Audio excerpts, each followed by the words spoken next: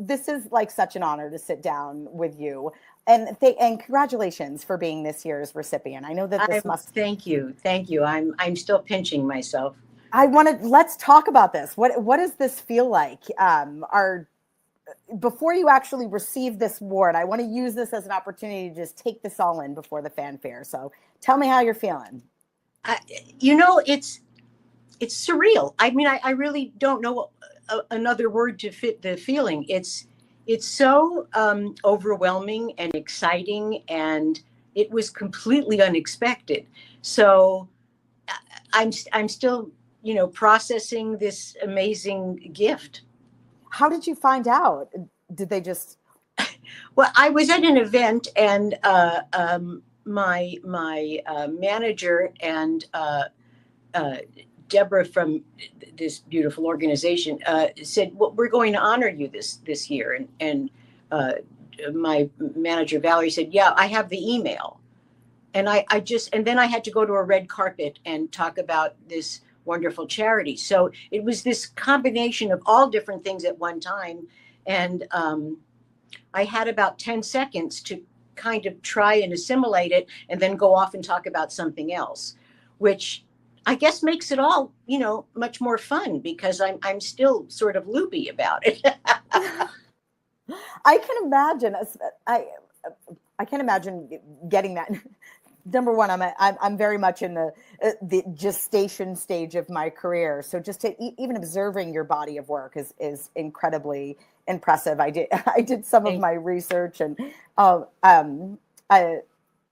you were an absolute delight. I want to let you talk about it a little bit more, but I want to ask you before we really sink into this conversation. This particular recognition from a festival that is dedicated to empowering women in film and television, what does that mean to you personally, where you're at Oh in your my career? gosh, it's the icing and the cherry on the cake, because I've been around a long time, and I've watched the progress. I've had to deal with a lot of what women have gone through in terms of breaking the glass ceiling. And I'm so thrilled to see the progress, but even more than that, the availability to go further through organizations like this, and through women trying to help other women, and they've got the power to do that. For a long time, this was always a goal for everyone, but there was no one who had, enough juice to make it happen. And now there are so many wonderful, powerful professional women who are opening all these great doors for artists who need to be seen and heard and appreciated. And to me, that's extraordinary, and really the best part of it all. Yeah, it's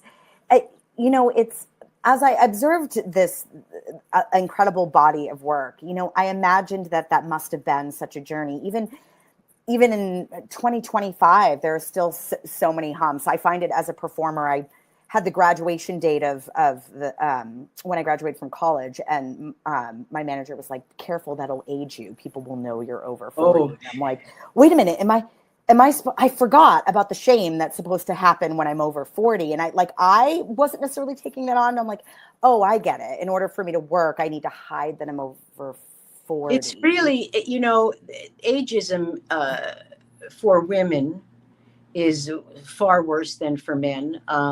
In fact, I don't even know if there is that much ageism for men, because they become more interesting and women become old. So it's like this really kind of strange thing, where I was so young when I did Saturday. I think it was 22 when I made Saturday Night Fever. And, it doesn't occur to you that that's ever going to be an issue, especially when you're very young. And as I continued to work, and I say, I went from ingenue to grandma, which is great. And the longevity is a blessing. But you start to see sort of how the industry looks at women who are over 40, over 50. And then I don't know if, they write a role in that's a great role and not just, someone that needs to be there to fill the storyline. It's far and few between, but it happens. It's happening more now, I think, than it did. So I'm always grateful when I see a great part for someone in my age range, which I don't know where that is yet, but it's such a good point. And I even as a woman in her mid 40s, who I feel like just launching in my career, I'm so much more inspired by the generation before me to think, can I have the longevity in the theater, in this industry when my career did not begin at 20? And I jokingly say to my friends when I was a little kid, you know how everybody wants a superpower? And I'm like, when I was a little kid, I always wanted to be invisible. Like, you could fly or be invisible. And then I'm like, then I turned 45 and my dream came true. I had no idea. Not the invisibility you want. No. Yeah, exactly. But this is a great segue because you mentioned Saturday Night Fever, and I want to make sure I have a clip of this, and I want to make sure our audiences see this clip. And we'll talk a little bit about it after it, but you really created this iconic role with Annette. And for those of you who have not seen Saturday Night Fever, well, you're a disgrace to that. No, I'm just joking. Join me. I know.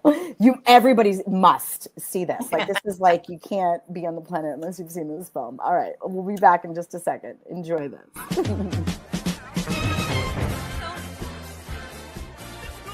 Yeah. You're not my dream girl or nothing like that. You want a dream girl?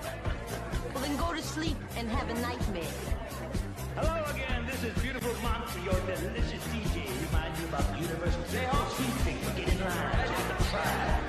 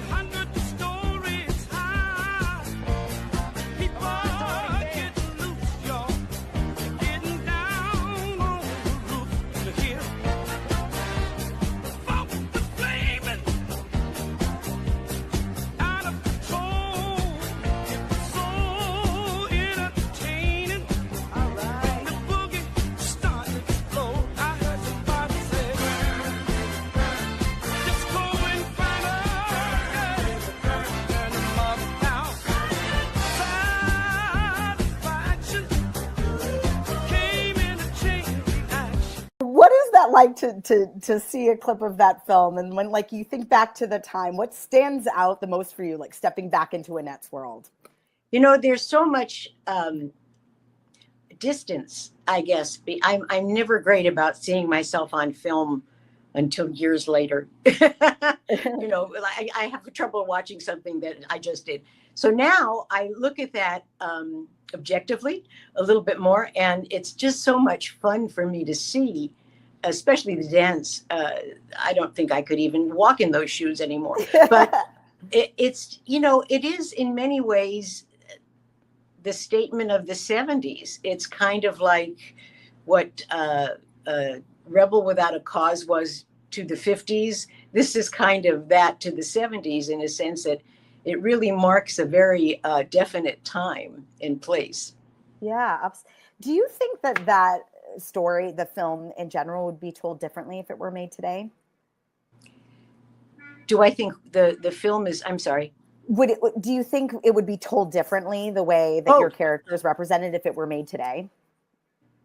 Yes, I do, because I think there's far too much political correctness, and I think art suffers from that a little bit. So there was a lot of raw emotion in this film, and especially for that time, I don't think studios were ready for that kind of language or that kind of storyline. It was very, it's a dark film.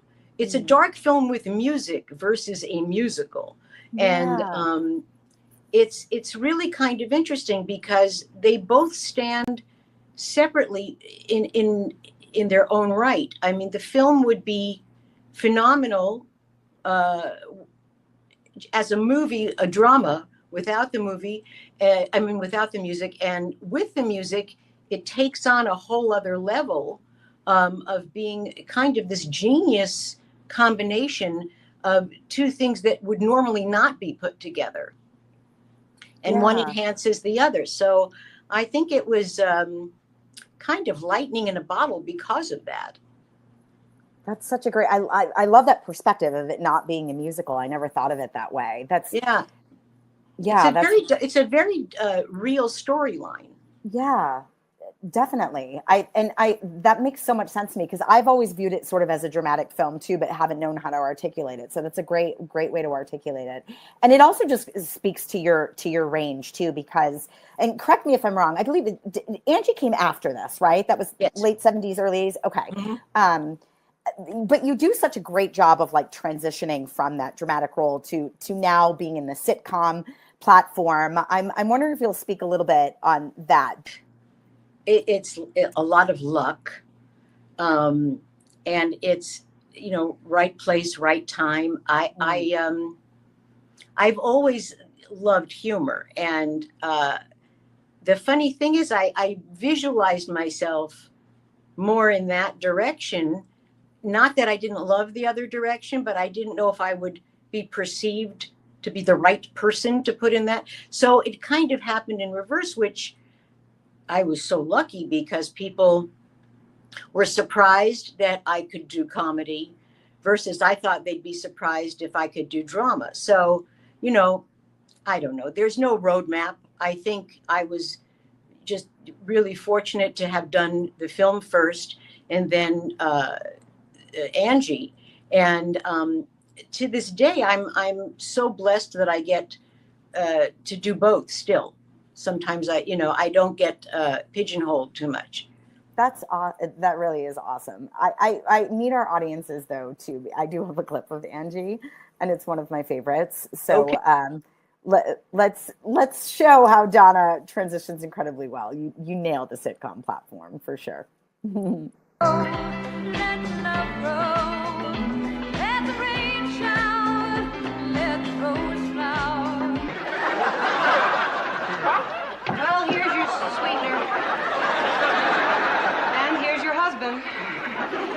Goodbye.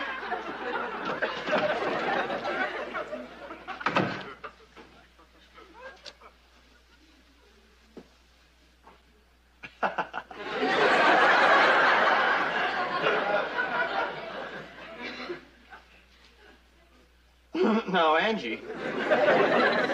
I know what you're thinking. No, honey. No, you're wrong. I'm not thinking anything. I trust you, Brad. Oh, Brad, I trust you. You just happened to come in right at the very moment. Hey, you don't have to explain. I know that there is a good, logical reason for what I saw.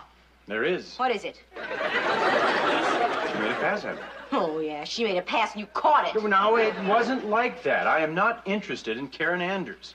That kiss looked interested to me. Well, wait a minute. Now, I didn't kiss her. She kissed me. How was it? Not bad. In case you forgot, I'm married. Yeah, but I don't look like Karen Anders. I didn't marry anybody that looked like Karen Anders. Don't rub it in. I married some spicy meatball.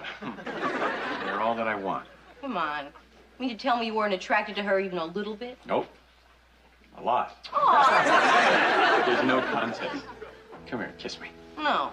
Oh, come on. No. Come on. No. Come on. I can't. Why? I just can't kiss a man wearing lipstick.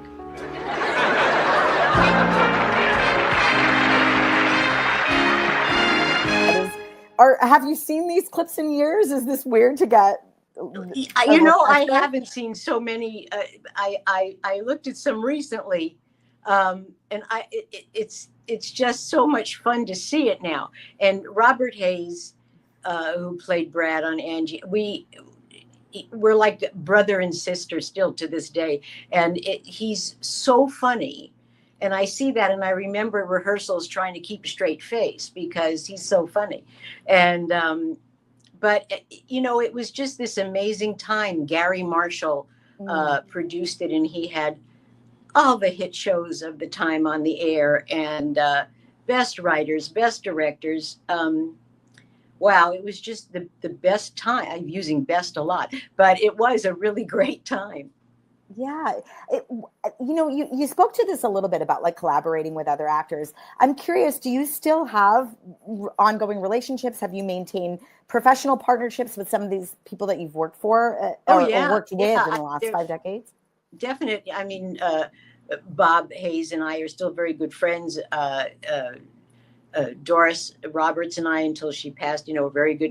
It was really an amazing ensemble. It really, really was. And John Travolta and I did, well, I did his commercial, not the other way around. He did the Saturday Night Fever Capital One commercial. Oh, that's right. I wish I had grabbed that. I was the secret person in there that, you know, suddenly he walks in, and it was this really fun kind of Annette Tony moment through other characters.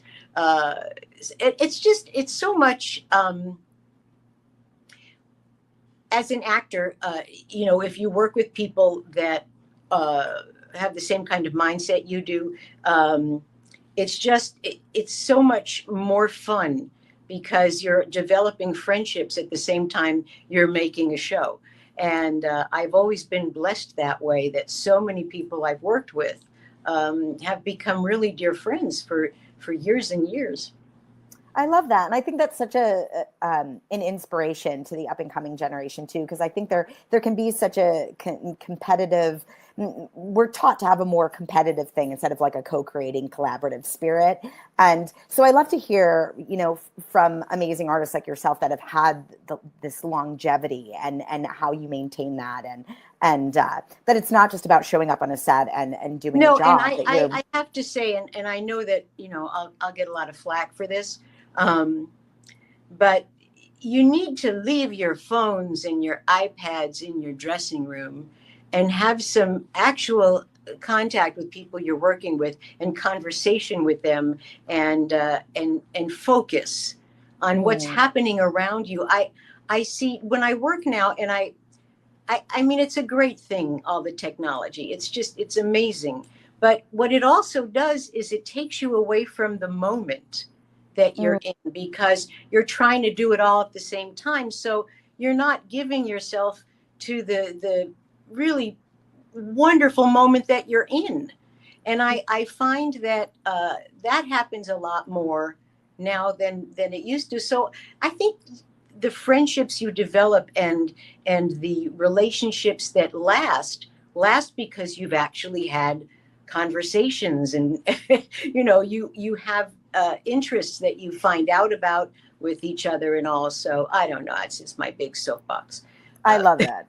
I enjoy being on the soapbox with you. This has been such a delight. I could talk to you forever. I want to ask you a few more questions, and I want to show one more clip because the first time I actually put the pieces together of the longevity of your career was when I saw you on Sopranos, and I didn't know, even though I'd seen Saturday Night Fever, I didn't realize that was you until like I settled. I look nothing like me in that. So yeah.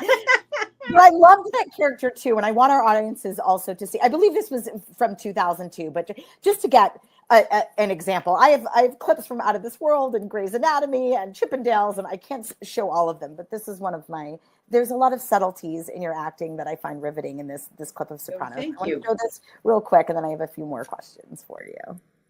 A man took his horse to a vet, and the vet says to him, "Why do you have a long face?" A horse goes. There's no man. Right. A horse goes to a vet, and the vet looks at his face, and he says to him, "My friend." A horse goes to the doctor. The doctor says, "Why the long face?" Can't tell jokes. More Pinot Gris, Patrick? No, thanks. Speaking of jokers, where's that other son of yours today? I didn't think he was invited. I just thought with all the wedding talk, you know. No, really. That pal of his, the other Jason. Already ran into some trouble. Carlos Jason. He's a mess. All right. Well, he's got no shortage of lawyers here.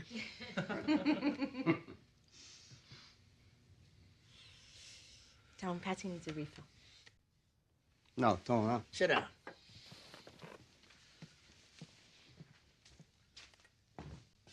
Of course, this... It's so good. I really want to button up this interview by you talking just a little bit about like your career is so impressive, and for the next generation, especially for young women entering film and television, what advice would you offer about building that longevity and staying authentic in the industry that's changing and as you change as well? Okay, here's another soapbox of mine. With everything changing and everything moving fast, the one thing that does not change is the work, the art, the fact that you are ready to play a character because you have training, because you have the seriousness of making this as good as possible. And that's where the joy and the fun come in. But I think it's the difference between artistry and celebrity.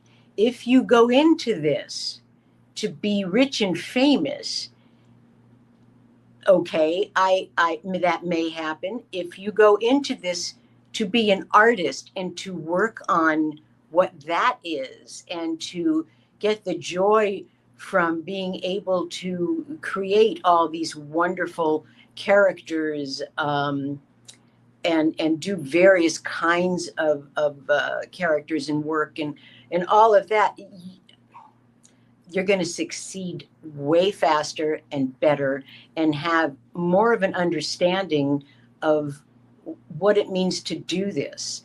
I see a lot of very young performers now who really don't focus on the work, and but there's many that do, more do than don't, but and that upsets me because there's such a desire to be famous more than to be an artist. So that if you go with the art, I think you have a better shot. I love that. Yeah, I was having a conversation with a young filmmaker, and her name I will keep anonymous, but there was a lot of reference to content. She kept sharing that when I'm creating content, and I thought, when I talk to the older generation, they talk about cinema, they talk about art. They're not using that word content. And I think that that's part of, we're just creating what will get more likes, more buzz, more, and you're right. I think content pulls away from the art, the word content. See, I had to for a moment realize what you meant by content, because my brain doesn't go there.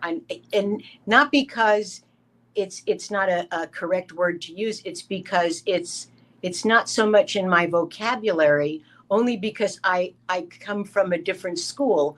And now I think it's harder for young performers because of what you're saying. They're so forced to be a part of the social world, all of the stuff that goes on with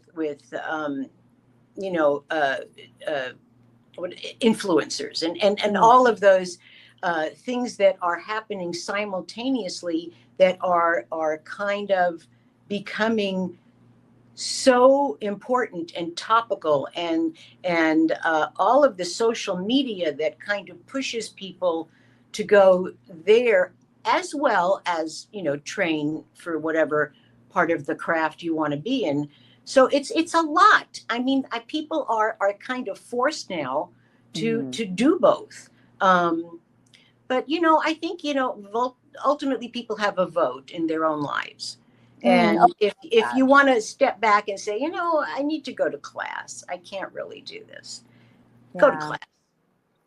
I love that. I ask myself as an artist all the time, what is the need of the time, as opposed to just like chasing the next, booking. What do we need as artists to be cultivating and putting out in the world? I've always said that when, I occasionally I'll teach, and I'll say to these young students, who have this huge desire to be actors, I say, it's not something you want. It's not enough to want it. You have to need it. You have to need to do this to be who you are. Oh, so yeah. I think that's the lane to get into, and just stay really focused, because you're going to have a ton of voices coming at you. Just stay focused. That's an incredible button to end this conversation. It has been such a delight to talk to you. Congratulations again. Thank you so much. This has been great fun, and I love seeing those clips. Oh, I love it too. Your work does inspire across generations, and I can't wait to celebrate you on the 19th. Please join us in celebrating Donna Pescow at the La Femme Film Festival on October 19th. You're amazing. Continue to do amazing work. This has been We'll so work much fun. together someday. Yes. You heard that here. I have that recorded. Hear that, universe? I'll sign it. Thank you, Donna. I appreciate My pleasure. it.